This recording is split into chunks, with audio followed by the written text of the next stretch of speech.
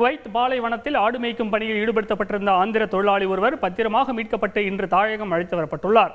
இதன் பின்னணியை விவரிக்கிறது பின்வரும் தொகுப்பு. உண்மை நிகழ்வுகளை அடிப்படையாக கொண்டு எழுதப்பட்ட நாவலை தழுவி உருவாக்கப்பட்ட ஆடு ஜீவிதம் திரைப்படம் மலையாளம், தமிழ் உள்ளிட்ட மொழிகளில் அண்மையில் வெளியாகி பெரும் வரவேற்பை பெற்றது. வெளிநாட்டு வேலை என கூறி அழைத்து சென்று யாருமற்ற பாலைவனத்தில் ஆடு மேய்க்க வைத்து கொடுமைப்படுத்தும் அவலத்தை இப்படம் சுத்தரித்துள்ளது.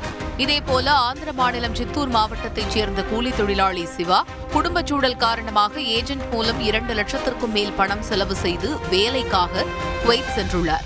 ஆனால் அங்கு அவரை பாலைவனத்தில் இருக்கும் தகர கொட்டகையில் தங்க வைத்து ஆடுகள், வாத்துகளை மேய்க்கும் பணியை கொடுத்திருக்கிறார்கள். சுற்றிலும் பல கிலோமீட்டருக்கு மனிதர்கள், மரம், செடி, கொடி கூட இல்லாத அந்த பாலைவனத்தில் சிக்கி தவிக்கும் தனது நிலை குறித்து சமீபத்தில் சிவா கண்ணீர் மல்க வீடியோ ஒன்றை வெளியிட்டிருந்தார். இந்த இடத்த சுத்தி மரம், செடி, கொடி எதுவும் கிடையாது. பேச்சு துணைக்கு கூட ஆள் இல்லாம பைத்தியம் பிடிச்ச மாதிரி இருக்கேன். இன்னும் 2 நாள் இதே மாதிரி நான் இங்க இருந்தா செத்துதான் போகணும். எனக்கு என் குழந்தைங்க, குடும்பத்தோட ஞாபகமாவே இருக்கு. தயவு செஞ்சு என்னை எப்படியாவது இங்கிருந்து கூப்பிட்டு போயிருங்க.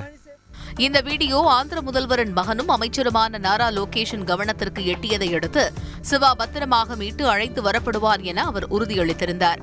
அதன்படி தெலுங்கு தேசம் கட்சியின் வெளிநாடு அணியினர் நடவடிக்கை மேற்கொண்டு தூதரக அதிகாரிகள் மூலம் சிவாவை மீட்டு தூதரகத்தில் பாதுகாப்பாக தங்க வைத்தனர்.